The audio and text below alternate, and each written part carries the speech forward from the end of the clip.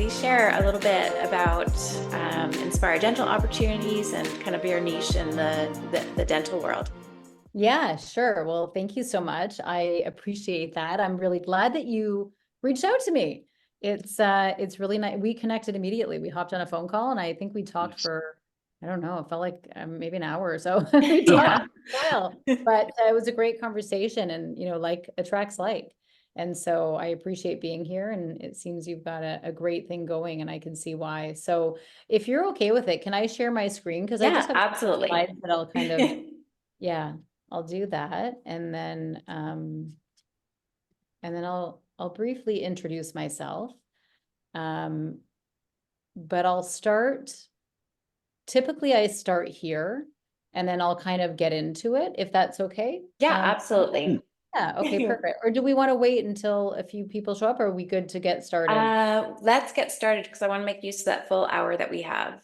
Okay, perfect. All right. Okay, so you guys can see my screen here, right?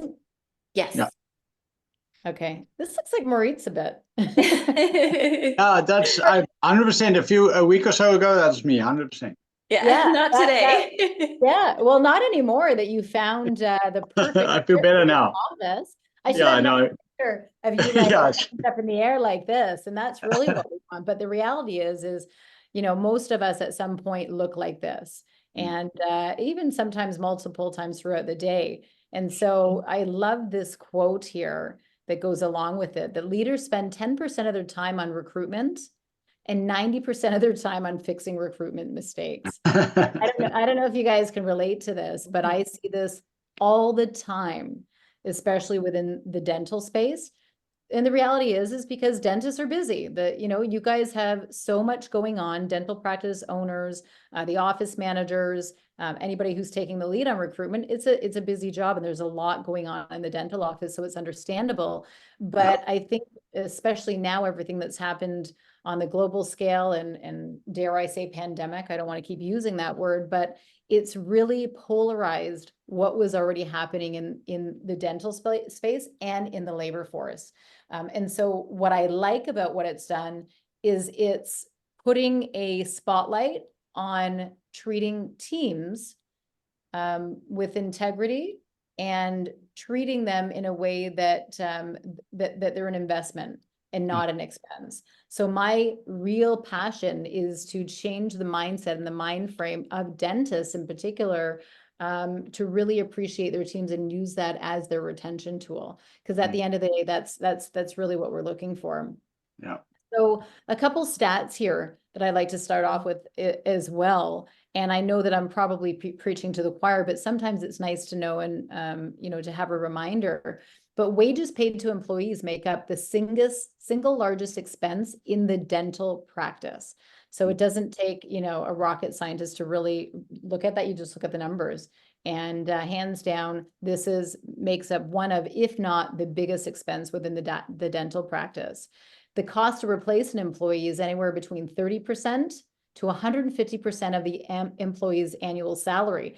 And sometimes it could be even more than that because, forget the ads and the recruitment costs and the onboarding, but the downtime that it is, when you're looking for somebody, you'll have downtime or you're putting other people off because they're having to train the new employee as well. So there's so much that goes into recruitment that we need to start educating the dental practice owners on the importance of it, because you're not going to have any profit in the business without having a great team who is treating their patients the same way as well.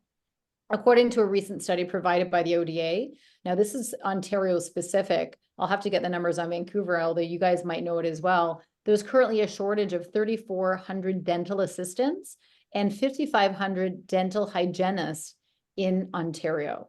So you can imagine the pressure that's going on just in Ontario alone. Do you guys know the numbers out there for BC? I don't. I'm sure it's up there as well. In the same range for sure. In the same range. And it's the pandemic just exposed what was already happening with the aging population. People just retired earlier. It's a stressful job. People realized that they could do things, different jobs or work from home or change careers and still provide for their families. And so that's one of the reasons why I co-wrote a book, The Dental Edge. And this is what I'm going to be talking to you guys about today, specifically about attracting, engaging, and retaining top talent. It is going to probably be a hot topic for several years. And what I'm going to teach you guys today really has nothing to do with the dental skills or anything that's related to dental specifically, but it has everything to do with people. And in any business, people are the driving force. And so this is really what we want to focus on today.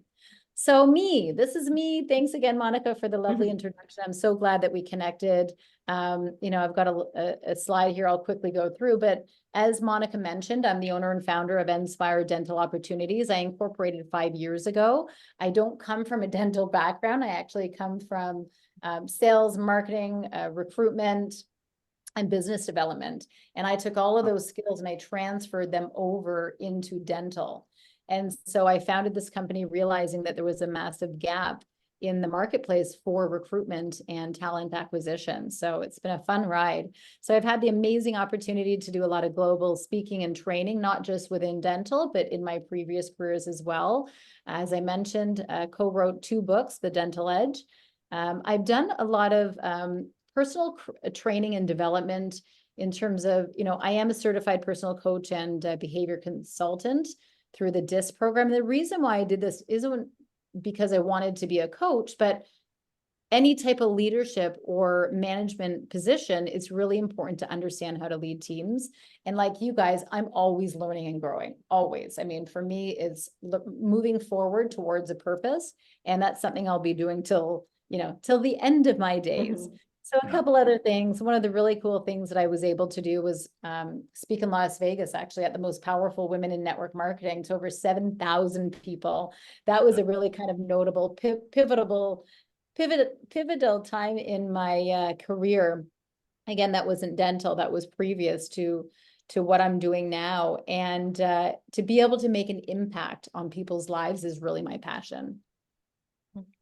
And I do a lot of philanthropic work and proudly help to support Gift from the Heart charity, which helps to service underprivileged or people who don't have access to dental care. And of course, last but not least, I have 2 beautiful kids, 16 now and 14, and a Doberman puppy. So I'm a little bit busy. I got lots on the go, but always give the busy person something, the thing to do, because they'll definitely get it done. I'm sure you guys can relate. So just a little snippet into my life prior to dental.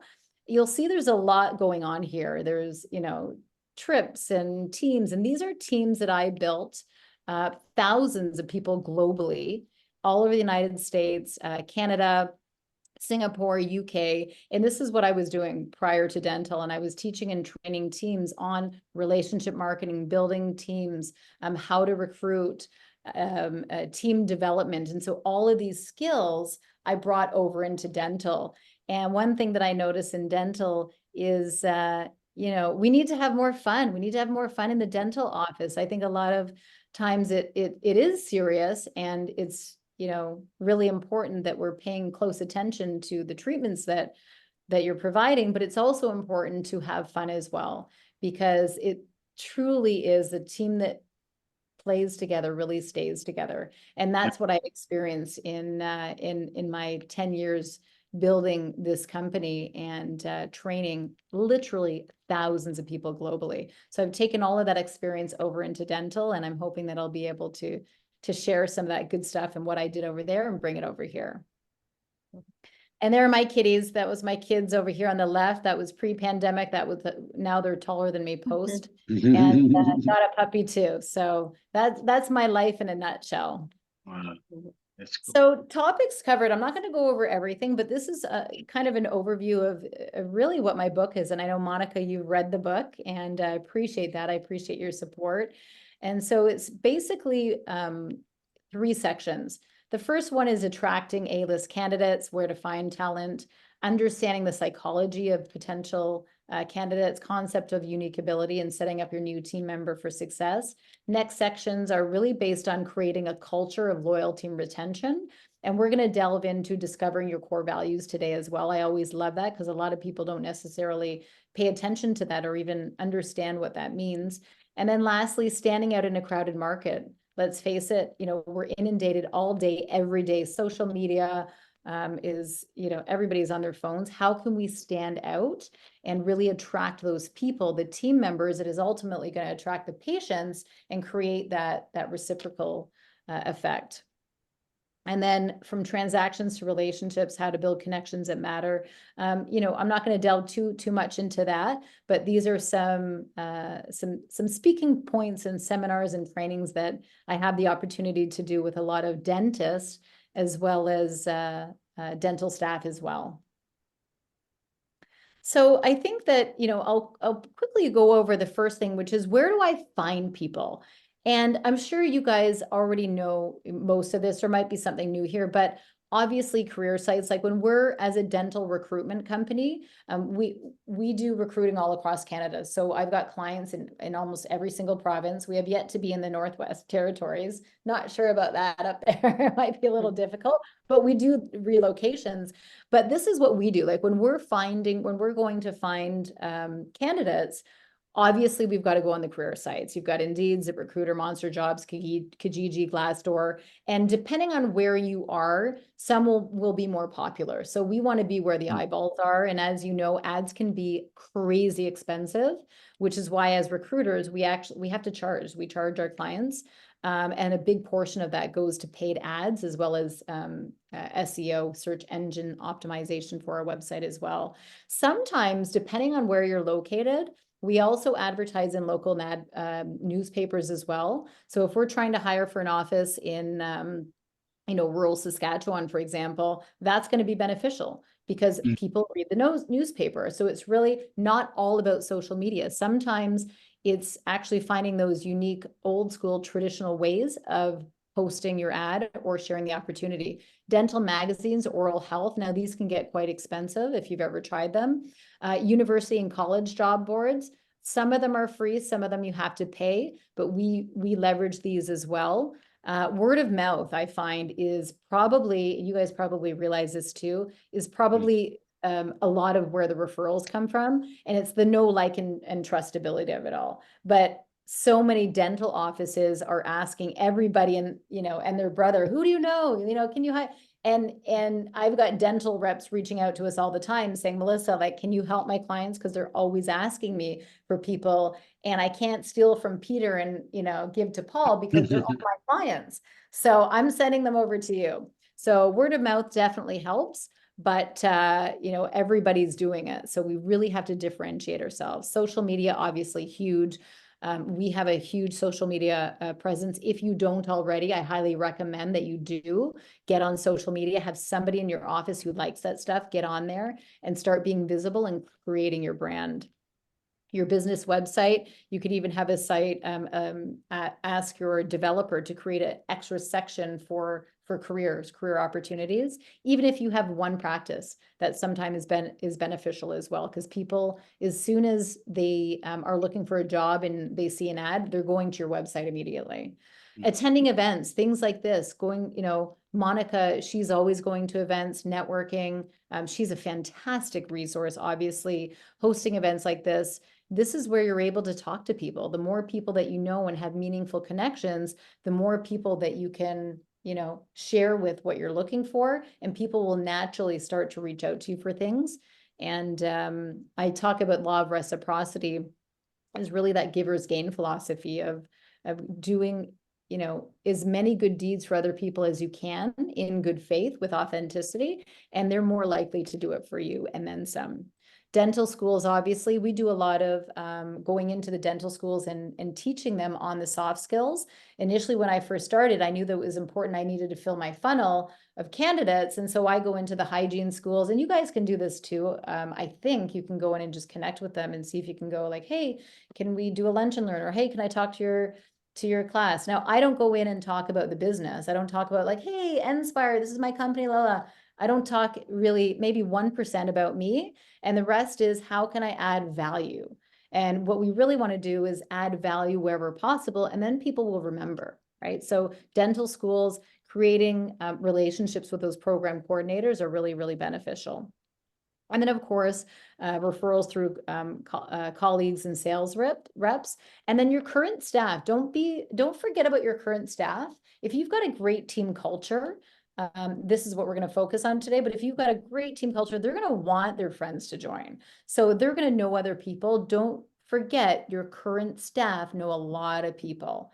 So reach out to them as well. And you can also create incentive programs, employee incentive programs for your current staff to help onboard and get new people into your dental office as well.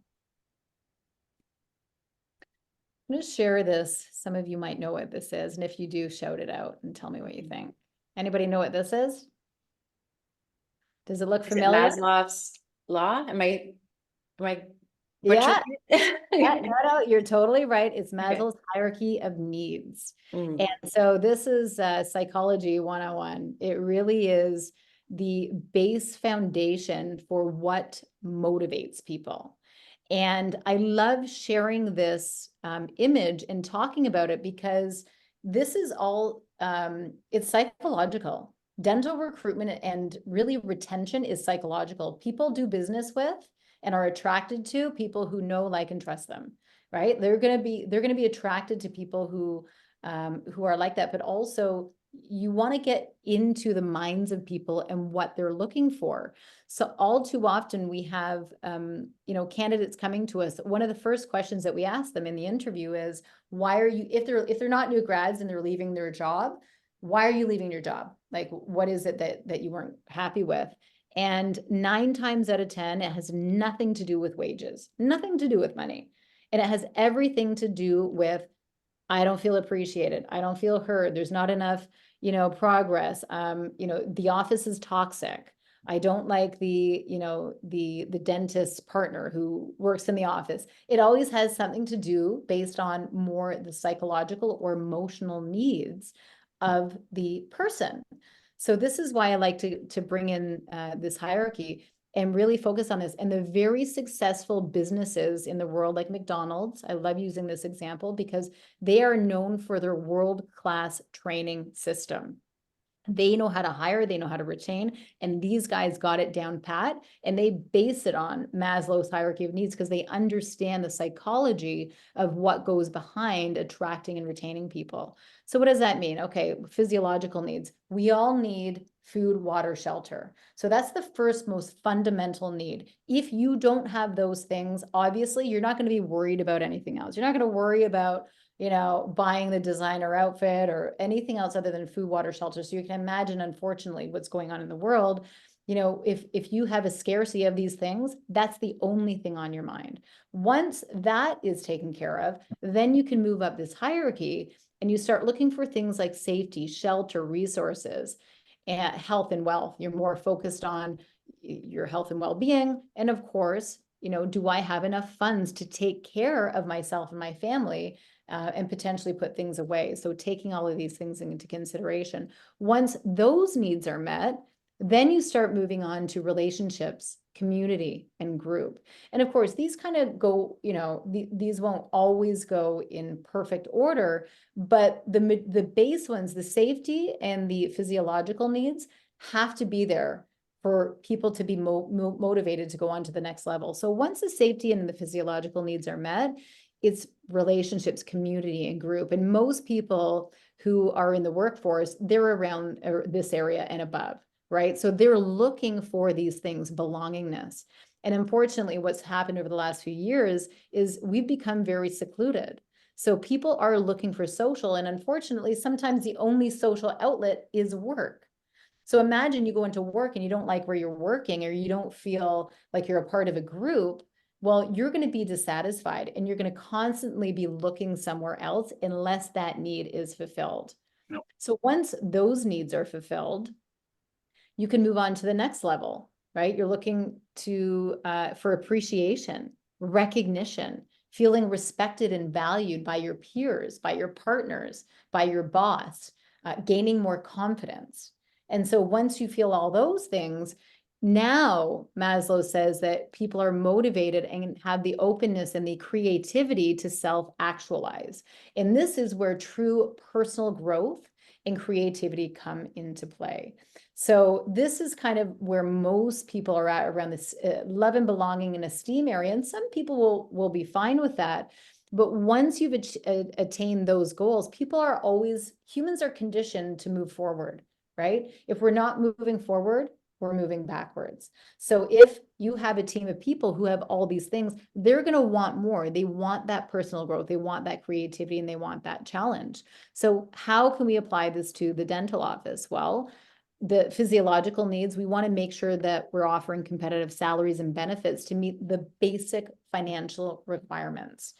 To retain them, ensure a safe and comfortable work environment, and providing essential resources like health benefits or dental, at least dental. The minimum that people or dental offices offer are typically dental, but then now dental offices are getting more creative and offering health benefits, I've seen anything from offering pet insurance. It really is understanding the people who are working for you, what their personal needs are. And that's where those personal connections come in, because it's not a one size fits all. And as you can see, people are going to be at different scales of Maslow's hierarchy of needs of where they're at.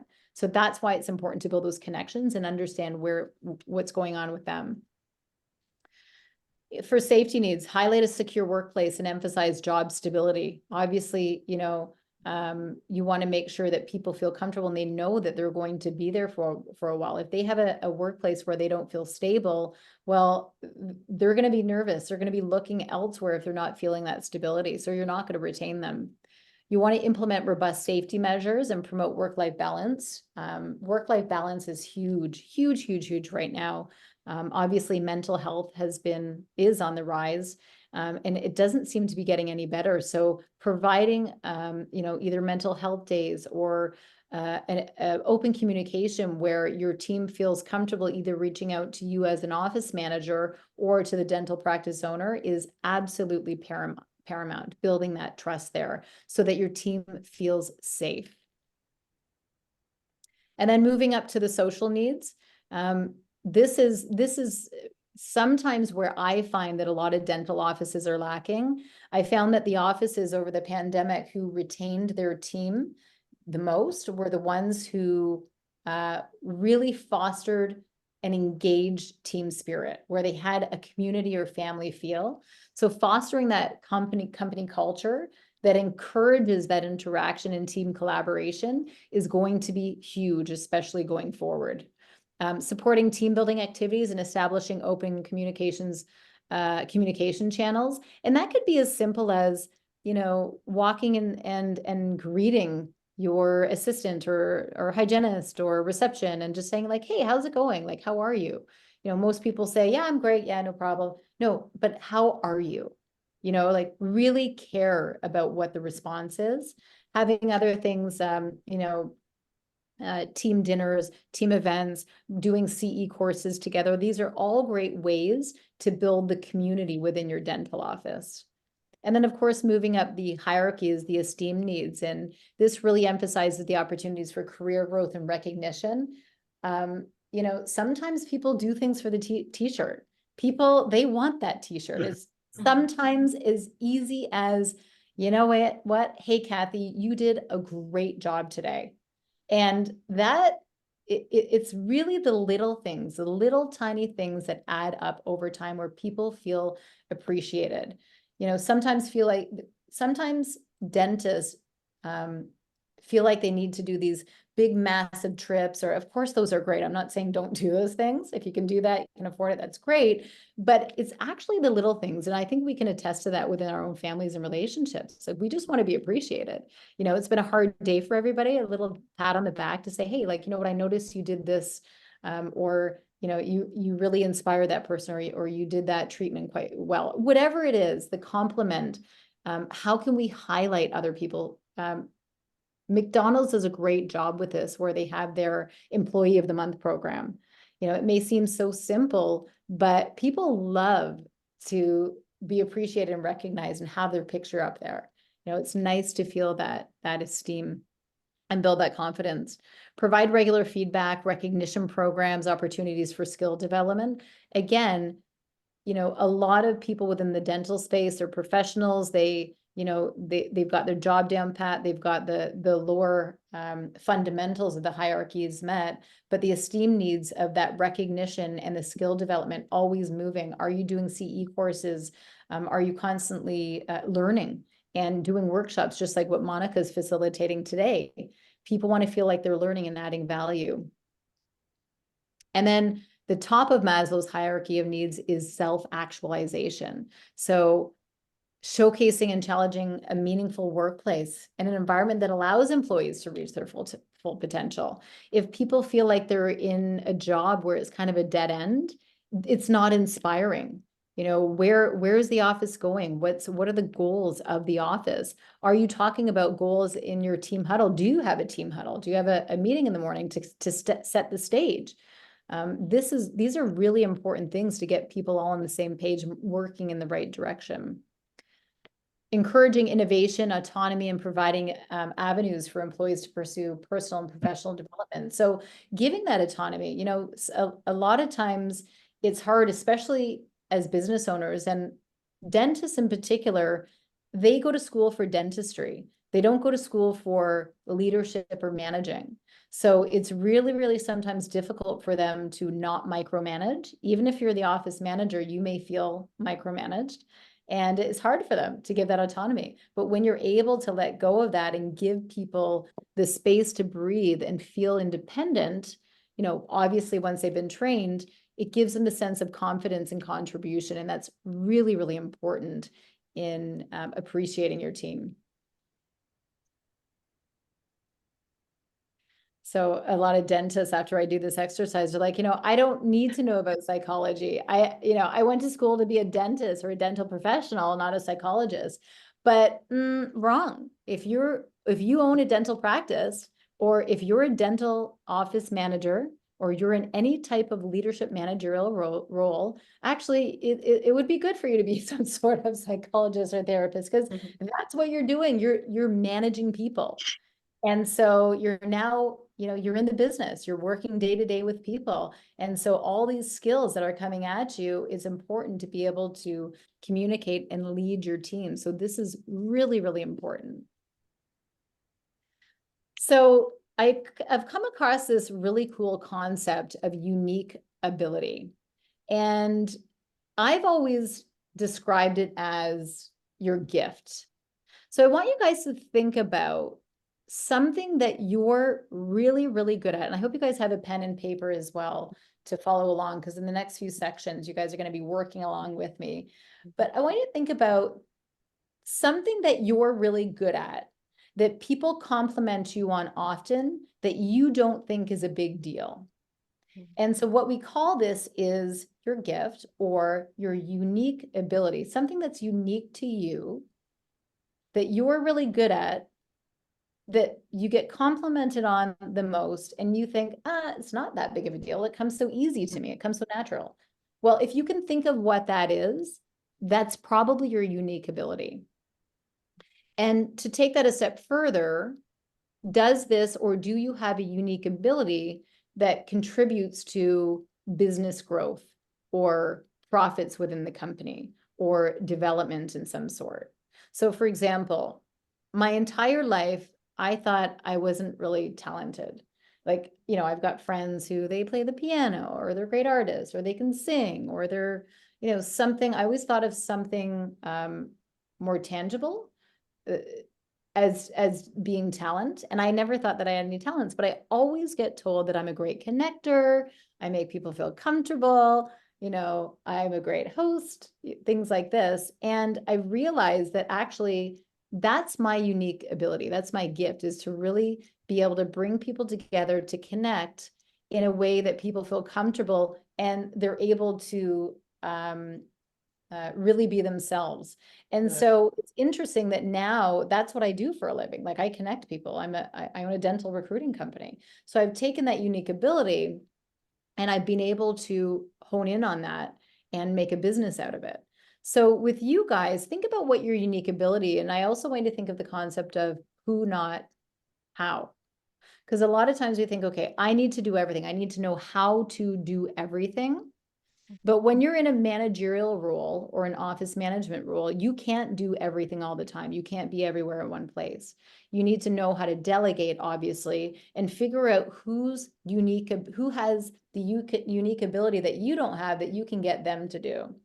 So your unique ability should be something that you're passionate about, that you're a hero to a growing number of great patients in the marketplace, whose their success, it increases your success. And then being passionate and a hero in ways that continually multiply your growth and reputation.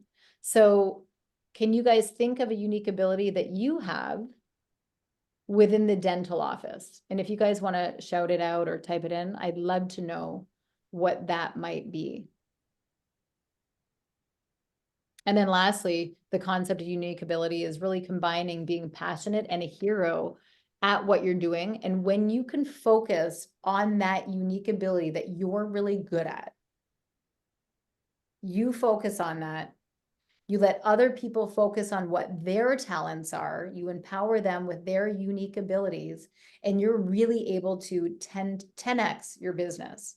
And the reason this is, and there's more to this, and this is more another workshop, but I'm just going to kind of give you an overview.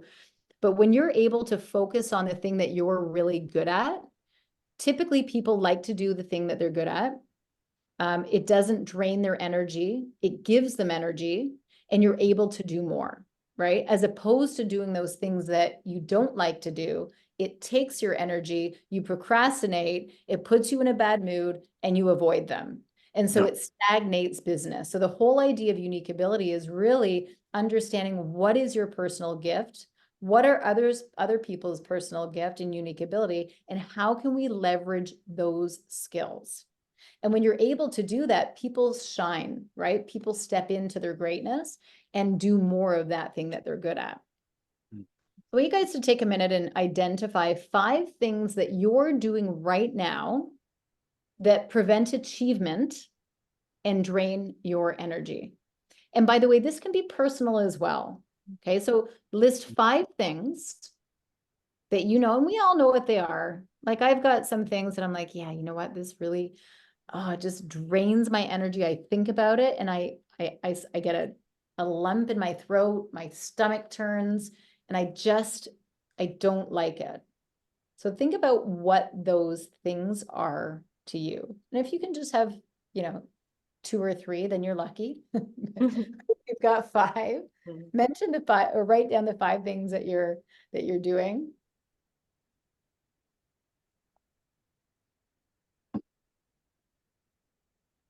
And so, Monica, everybody office managers here? Yes. Okay. Office manager or dental practice owners. Okay. So if you've got those listed and you can take the things that drain your energy and take away from your unique ability, think about how you can delegate those things. And you may not be able to delegate everything. You're just becoming aware of what drains your energy, and you choose a certain time of the day of when you're going to tackle that thing, if you can. But if there's something in there that you can, over the next 30, 60, 90 days, slowly start taking those things off your list and delegating them or packaging them in a way that doesn't drain your energy. Because the whole idea here is that we want to take these things that you don't like to do, or that you're not good at, or that drain your energy, and delegate them to other people within the office. So one perfect example is, a lot of people don't like, to do social media, but I guarantee you there's going to be one person who likes to do that social thing, or there's going to be that one person that likes to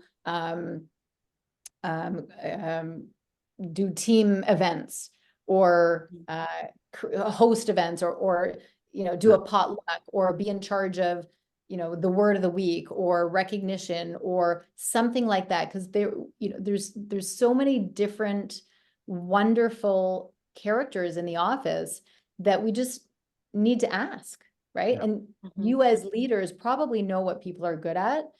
So start delegating more of those things that you don't like, so that you can be the best version of you.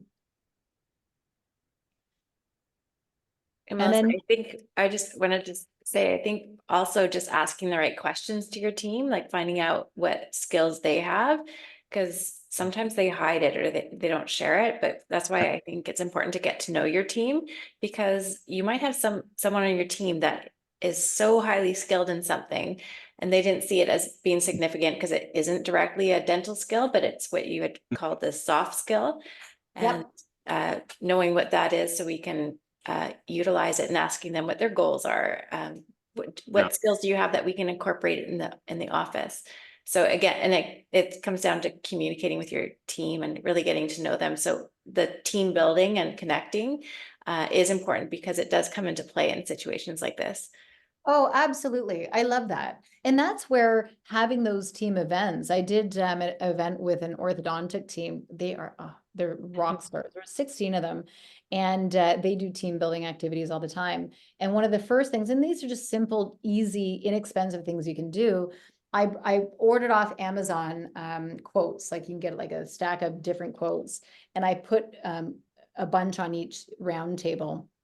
And I asked them to each pick a quote that resonated with them. Okay. And then they had to share with their partner why that resonated with them and what was important. And it's such a simple thing, but the energy in the room completely elevated, right? Mm. And then people start getting more insight into, the personality of the person and building those connections.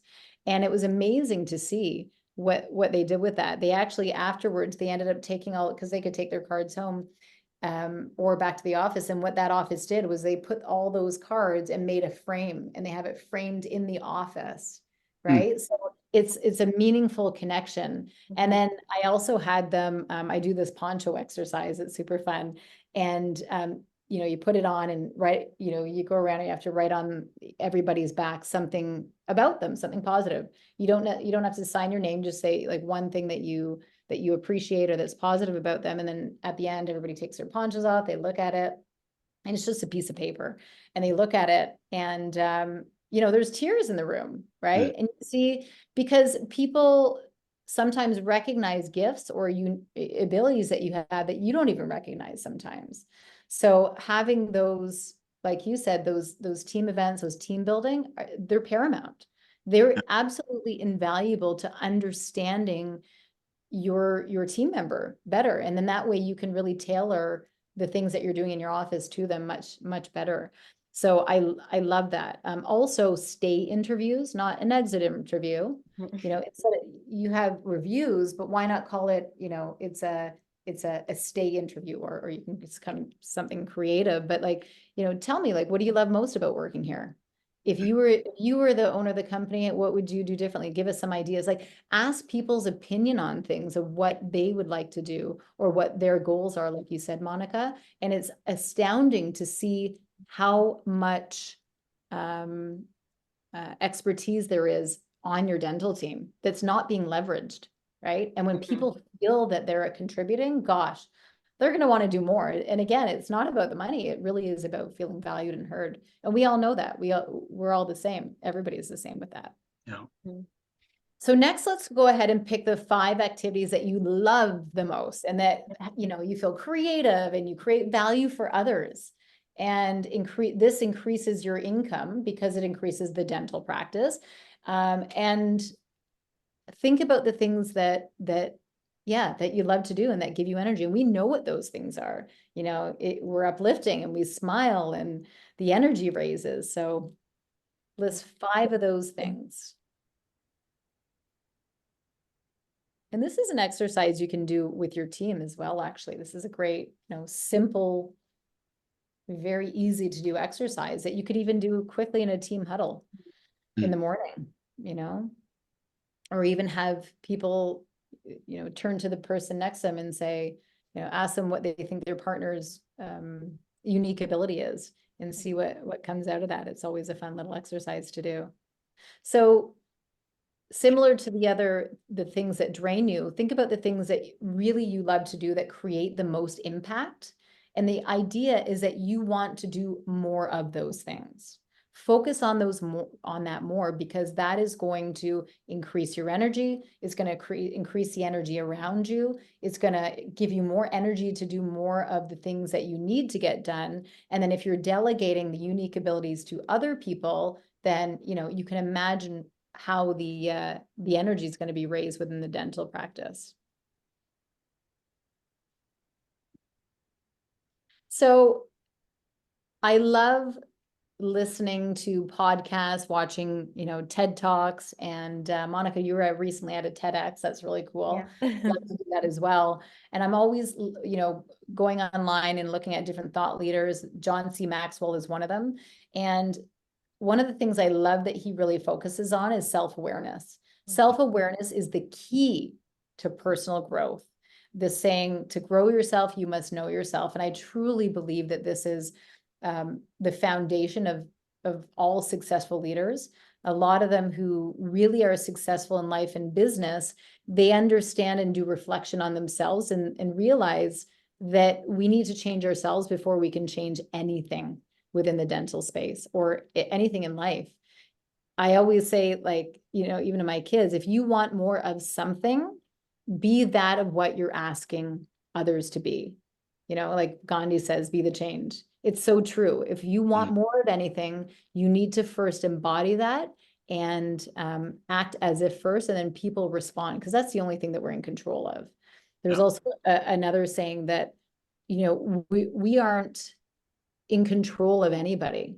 Managers, dental practice owners, dentists, they don't control their team. They're in charge of their team, but they don't control it. We can't control anybody, but we can control ourselves and our reactions and how we want to lead. And so being in charge of something, I want you to think of like an electrical charge. So what are you doing to electrify the team, to give that charge to your team? If you're in charge of, give them that charge that they need in order to propel forward. So I'm sure we all know what this is. This is a compass. We're gonna go on to Monica's favorite, one of her favorite exercises. And this, I believe, is the key to self-awareness.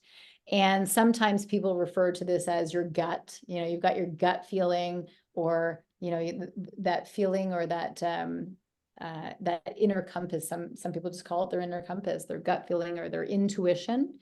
And you know, there's a lot to be said about this.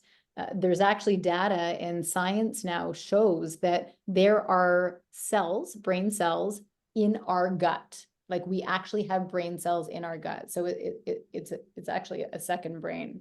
And I know it sounds really weird, but there's data. Go look it up. And so what our gut is telling us, we have to listen to as well. And so this brings me to, you know, questions. Do I live in the city or the countryside? Sometimes when I'm helping to recruit, we're relocating, and people don't know, you know, they're faced with, where do I live? What do I have for breakfast? Should I buy or should I rent? Like, we've got questions all day, every day that we're answering. Some of them easy, like, should I eat toast or bread? Or usually we're on autopilot. You know, do I wear a sweater, or, you know, what's the weather out today? And we go through these questions in our mind, and we're constantly asking and answering on autopilot. But then there's the more difficult questions, like, you know, for dental practice owners, do I build an office from scratch? Do I purchase an existing one? In relationships, do I want to have kids? Do we want to wait? Do I get married? Do I not? Do I end a relationship? Or easier questions that are, you know, again, just kind of on autopilot, like, do I walk, take the bus? Well, it's those difficult decisions, or those life-changing decisions, that are going to change, or not even life-changing, within the dental practice, decisions that are going to change the trajectory of the business or make an impact on people. And let's face it, you guys are, you know, you're the leaders, the managers within the dental practice, and a lot of the decisions that you make will impact other people. So sometimes, you know, it's hard to really figure out what the right answer is. And knowing what your core is, or your inner compass, this is where this comes into play. And throughout school and education, we don't learn this stuff. You know, we go through life being educated on everything academia, but nothing really emotional, right? The emotional intelligence. And so core values as a definition are the fundamental beliefs or guiding principles that govern the behavior of an individual or organization. And so the core values are the foundation on which a culture is actually built. So what is the core of your business? Do you guys have core values? Do you have them posted? Do you not? And sometimes it's always interesting when I go into dental offices and I see core values, you know, posted on their wall, but they're not walking the walk. They're not walking the talk.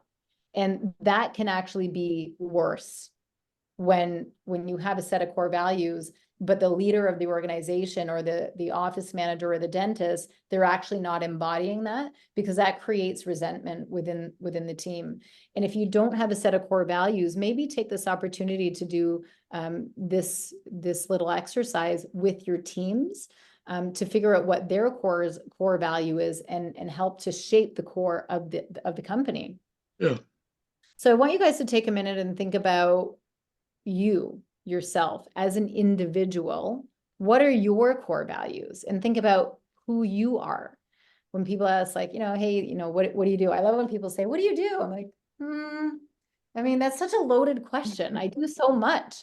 You know, are we talking, am I wearing my mommy hat? Am I wearing my entrepreneurial hat? Am I talking my, you know, self-actualized hat? Like, what are we talking about here? And a lot of times people, they don't know themselves. They know them as their title, but who are you at your core?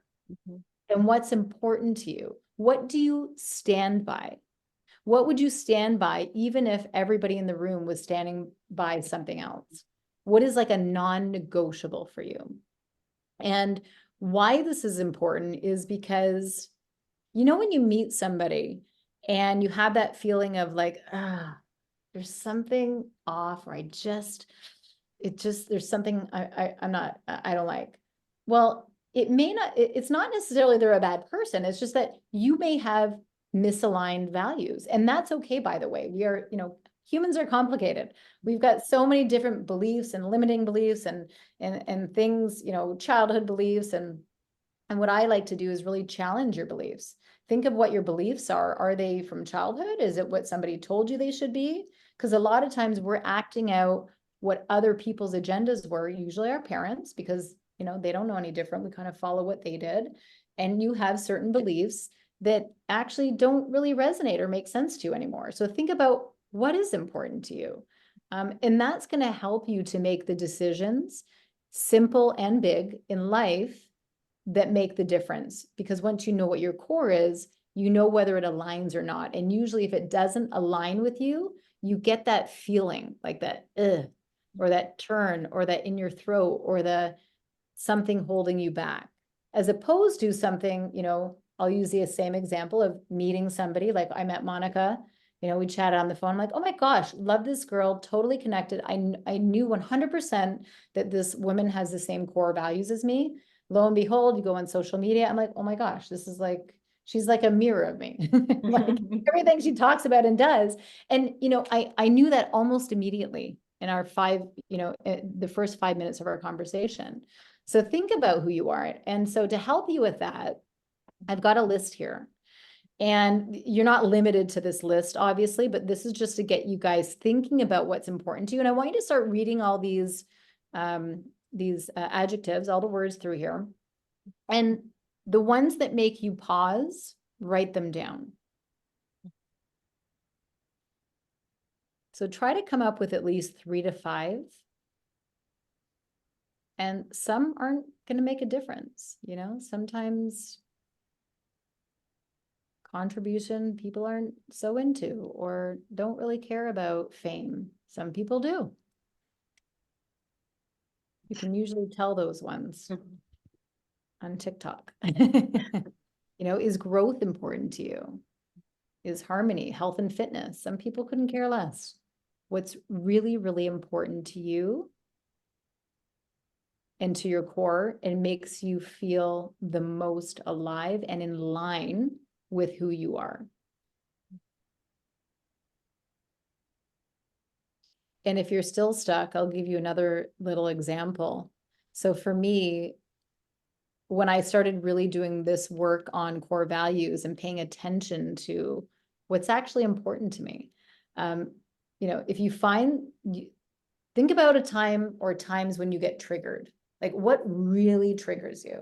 So for me, dishonesty, like I'll use my kids as an example. If I know they're being dishonest, it really, really bothers me, because the flip side of that is trust, right? Being honest and building trust, like that's really, really important to me. And I just, it triggers me. It's something that I'm aware of, but it's something that I value, and it's something that I embody that to other people. So I expect that back. So if that's one of your core values, and you're not feeling that that's aligned within the dental practice, that's something that's always going to be a trigger and needs to be worked on. Yeah. So hopefully you guys have a few here that if you want to take a screenshot and come back to it, because obviously we got to look at our timing here. Mhm. And so I'm going to quickly go over core values. And I do this exercise with dental practice owners as well as candidates looking for a job, because I tell them, like, you want to make sure that your core is aligned with the office that you're going to be working with, because otherwise it's going to be a mismatch, and it's just going to end up in chaos and you leaving. And it's a whole waste of time for everybody. So again, we can be different, but as long as you have some overlapping core values. So for example, if you don't have core values within your office, again, do this with your team, and come up with a set of core values that are really important to you guys, and hone in on your top 3 to 5. So me, teamwork, really, really big. When I hire people for my Enspire team, I want people, they've got to work in a team. That's really important to us. There's no solo people. we work well together. Win-win is really important. It needs to be a win-win for myself, for our clients, for our stakeholders, for, hopping on with Monica. It's got to be a win-win. We have to, any transaction or any type of engagement, I want all parties to walk away with something. Active ownership. I'm really big on empowering others. That's important. So if I had somebody on my team who really, they don't want to be autonomous, they're not going to be a fit for me. And that's okay.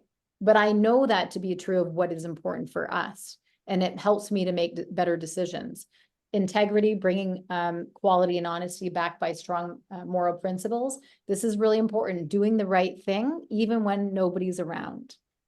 That's the kind of people that I want on my team, and that I like connecting with other people, because that's my reputation. And that's core to me, which ultimately is your brand, right?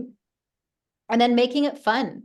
You'll see if you go onto my social media, you'll see all of these things. This is my brand. My core is my brand. Teamwork, win-win, having fun, ownership, integrity. All these things are how I live my life and how I make my decisions. I've had times where I've actually had to fire clients because I'm like, you know what? You don't tick off these boxes. There's no integrity. You're not looking for a win-win, and it's really too draining. And so it's like, you know what? Don't need that. Move on. So really figure out who you are and align yourself with those best practices to help you make those decisions, especially the tough ones. All right, so let's quickly go through this. If you guys can make a circle, a big pie, a pizza pie on your chart here, or on your piece of paper, and we're going to go through the top characteristics that job seekers are looking for in an employer. So if you guys are having a hard time finding people, I'm going to get you guys to rate yourself or your dental office on how well you are with the things that job candidates are looking for. And we got this data just from, the hundreds of people that come to us looking for a job. These are the top 8 that we've come up with. So we've got flexibility in the workplace, positive and supportive work culture, upskilling and continuing education, competitive wages, benefits package, wellness perks, trust and transparency, and lastly, a clear mission and values. Does your team know what the mission is? Are there values, and are you walking the walk? So what I want you to do, this is called a balance wheel, and we use this actually in coaching for a lot of times for personal use. So you can kind of do like a family balance wheel or family, financial, health and fitness. So you can use this for any part of your life, but we're going to use this for job seekers right now and what you're offering. So you're going to put all of these different characteristics in this pie. And so you can also do this with your team as well, for really anything of how happy they feel in the dental office. Where does the dental office rank for them? So what I want you to do, you'll see there's a 0 in the middle and a 10 at the very top. If you can go through each one and rate yourself. So obviously if there was 0 flexibility in your dental office, you're gonna just have 0, right? Like people, you know, the hours are the hours. There's no time, you know, you don't get time off. There's no flexibility. You're going to put a 0. But if you would say that, actually, you know what, we've got flex hours. We're pretty good with accommodating people, and there's no room for improvement. You're going to shade in the whole pizza slice there. And then you're going to go through all of these different sections and rate yourself on a scale of 0 to 10. 0 being don't shade anything at all. 5 right in the middle, and 10, you're going to shade the entire slice there. Do you offer benefits packages? Do you have wellness perks? Is there an area where, you know, employees can go in the dental office to just kind of decompress? Do you have wellness days? Are they paid? You know, things that are adding, is there an open communicative environment where they can come to and talk about issues if they need to? Is there trust? Gosh, this is such a big one within the dental space. A lot of times there's mistrust, especially between the front and the back. You know, you've got like the office and the reception, and it's like, you know, good versus evil. The trust there is totally broken. And unfortunately, sometimes it's usually one person who's toxic, and it's a lot of times office managers, hiring managers, and dentists are afraid to get rid of them, not realizing that, you know, you got to get rid of your weakest link. You just do, and bite the bullet sometimes and find somebody who actually fits your office. So I'm going to move on because we're right up at the hour, Monica. My goodness. So I'll let you guys do this on your own time and really be honest with yourself and say, okay, well, where am I? And where is there room for improvement? How can I be better? And so I'm going to leave on this because we are up right on the hour.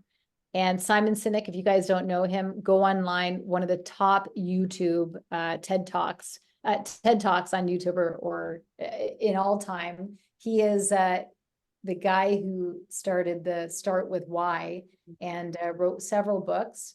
I love this quote. Let us be the leader. Let us all be the leader that we wish we had. And imagine that we embodied that and we were that leader that we would want to have and be that leader for everybody else. All right, so let's go all the way down to the end. We'll skip this one here.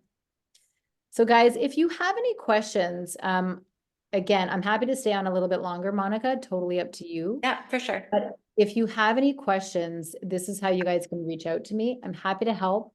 If you're looking for staff, we can obviously help you with that. We've got a process and pricing structure for that. Or if you just, you know, if you're just curious about something or you want a connection, or if there's any way that I can help you, please let me know. And I'd be happy to help with that as well.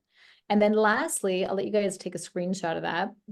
And then lastly, I co-wrote 2 books with the lady that works for me. She's one of my top recruiters and helps with business development, Phoebe Trotman. So we published 2 books, self-published on Amazon KDP. The first one is The Dental Edge. This is Attract, Engage, and Retain Top Talent. And then the other book is also The Dental Edge, but this is Stand Out and Create a Thriving Career You Love.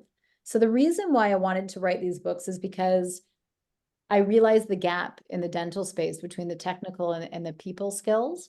And so I wanted something for my clients to be able to say like, hey, here, if you do these things, even if you take 10% and just do 10% of this, you will attract and retain your team. So this is for the hiring managers and dentists.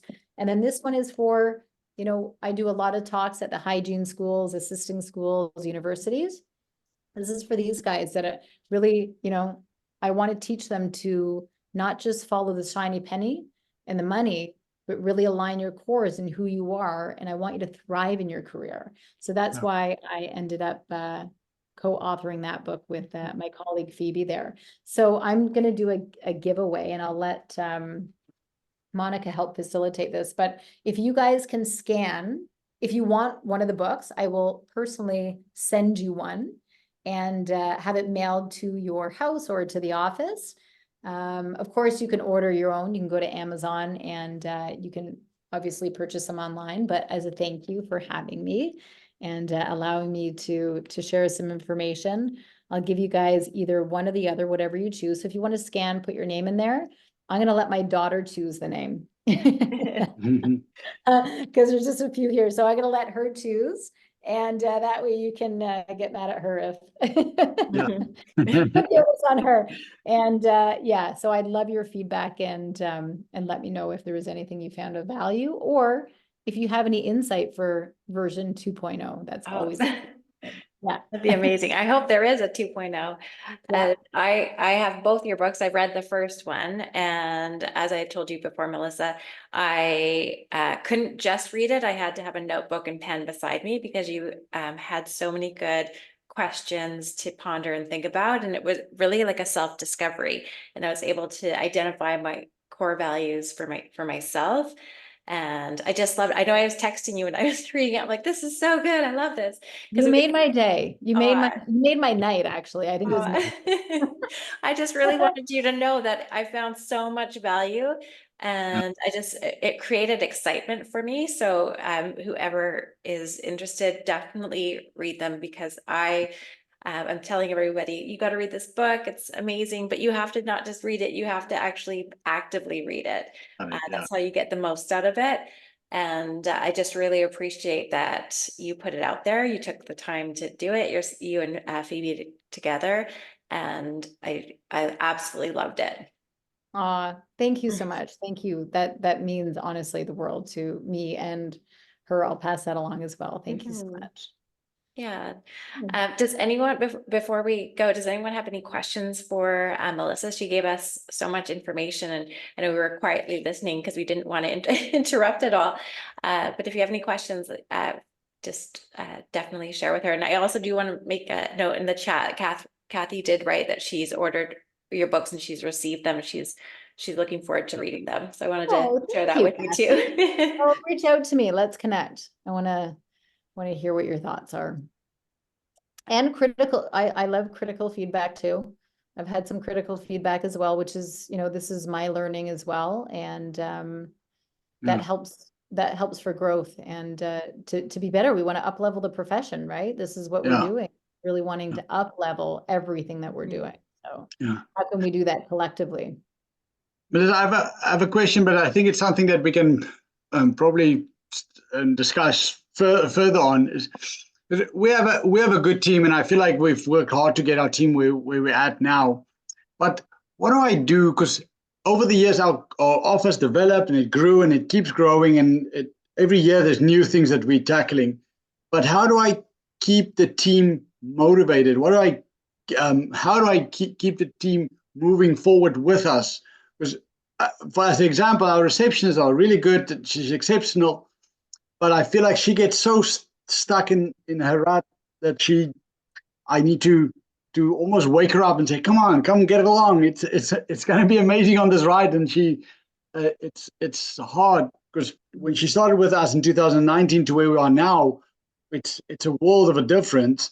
But I need her to come along because she is a good employee and very trustworthy and very well supportive and very diligent in what she does. But I need her to be continuously motivated. So have you noticed a time when she is motivated? Yeah, I think when she's on top of things, when she finishes her to-do list and when she has the things under control, then that's when I feel like she's most motivated. Okay, so when she's busy or when she's when she's busy, but when she's overwhelmed and starts to fall behind in certain areas, then the wheels come off. Okay. Okay. That's good to know because yeah, so I always like to see, okay, well, where are people, reflect on when they're doing well and when they're excelling. You want to obviously do more of that. And then Yeah. when you start seeing that those wheels are coming off, how are you best able to support her? Like, are you able to just say, like, how can I best support you? Or can she delegate? Can she? Yeah. And that's a challenge that we have with her is she is very controlling and not in a bad way. She just wants to, she takes responsibility for a lot of things. And sometimes she just doesn't have to. So she struggles to hand things off and let things go and say, okay, you do that for me, that's okay. So she overloads herself just by being so, taking so much responsibility.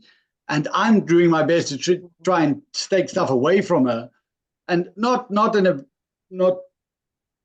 taking away that she shouldn't do stuff just to help her and support her. Yeah. And what happens when you do that? What's her response when you do that? It's almost like she let me go, and in the morning she says she agrees, and then by the afternoon I see her head down again, and she's right into it and taking over again. Yeah, and so that's not a good thing because. Because she starts to focus on the wrong things.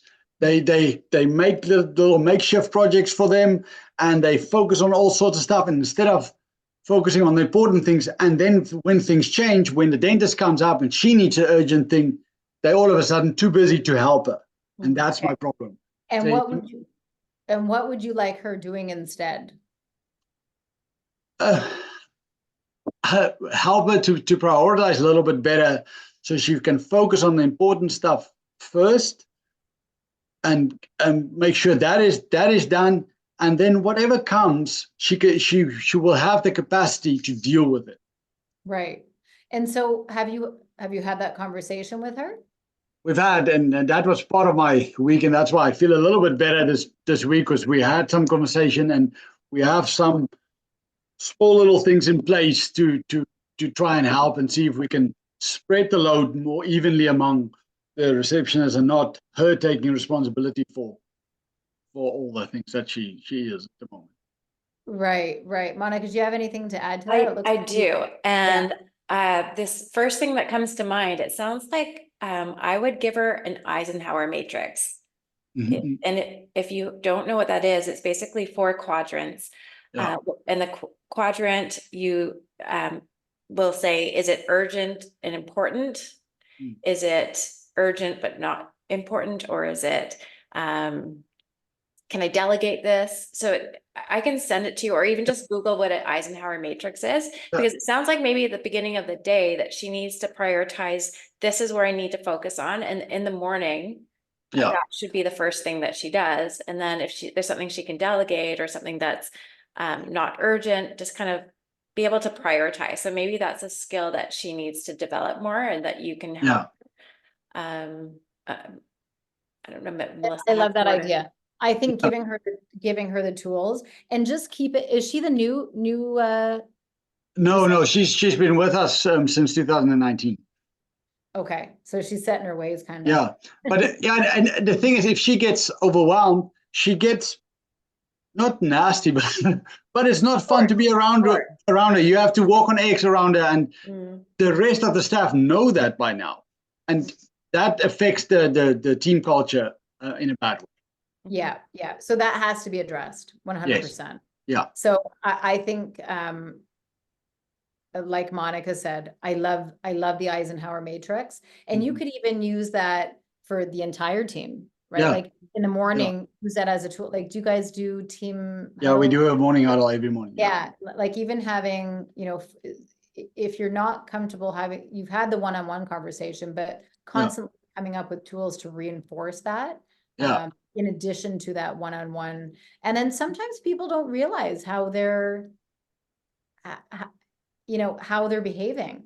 And so you as the office manager, fortunately or unfortunately, get to share that. And Monica, do you have a way that you share that information? Yeah, I think basically I would communicate with her one-on-one, just identifying well, first of all, showing appreciation. Thank you so much for caring about your responsibilities and tasks. But when things don't go well, then the team members are affected in this way. And we know your intention is for things to work well. And so I want to give you the resources for that to happen and support you.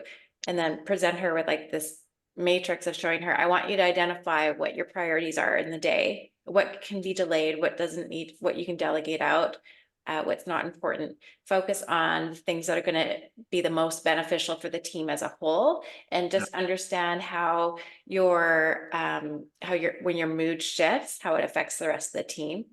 Yeah. And kind of cause and effect.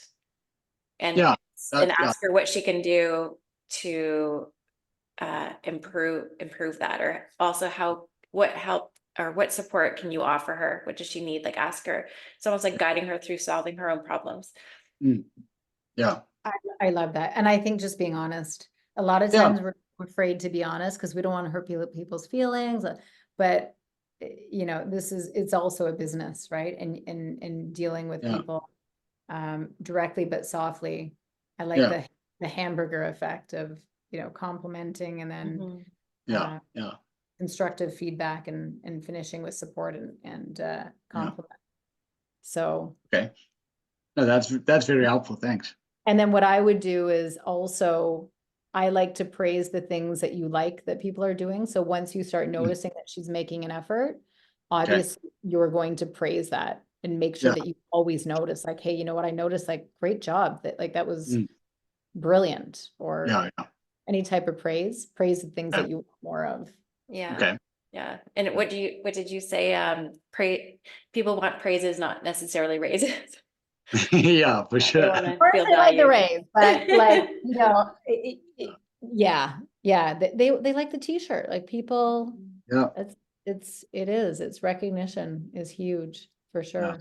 That's a great question. And I think it probably resonates with most dental practice, probably most business.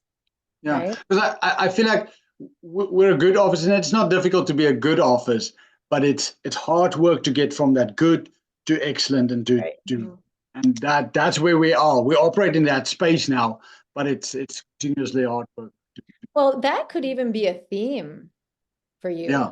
Let's go from good to great, team. How are we going to do that? And even have them like included in that. So every day have something little like, okay, we're going from good to great today. What are some things that we can do? Or this is what we're going to focus on today to go from good to great, right? Yeah. Like, I love that theme. I think that's such a great, and everybody can be on the same page, and it's not just targeted to one person, because you can't be great if one person on the team is towing everybody along. So it's really going to have to be buy-in from everybody. Yeah, no, definitely. Well, I want to thank everyone who participated, and Melissa, thank you so much for presenting. I know you have so much material and we could spend the whole day with you, but I do want to respect your time, and for those who have listened, I encourage you to read Melissa and Phoebe's book.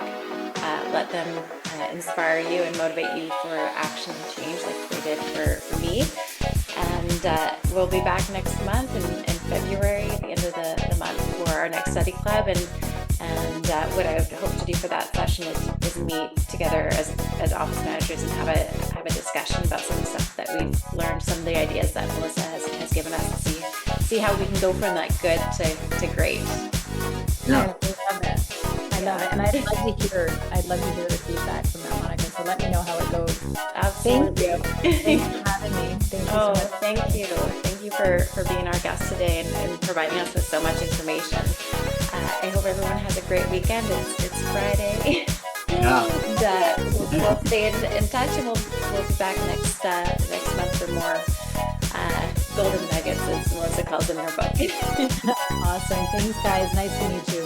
Thanks, Thank you, everyone. Have a good weekend. Take care.